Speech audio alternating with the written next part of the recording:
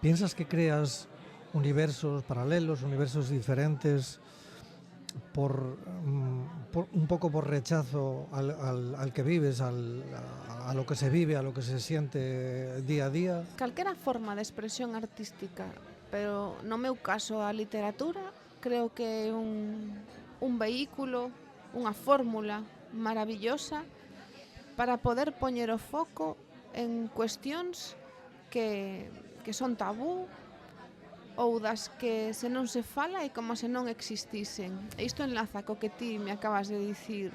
Eu son unha escritora hipersocial.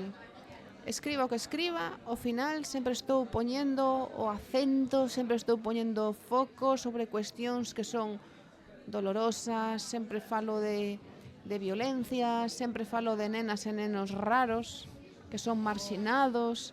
Gústame moito falar das persoas que viven nas marxes, poño foco nas injustizas, porque creo que a literatura tamén serve para iso, para provocar debate, e algo queda.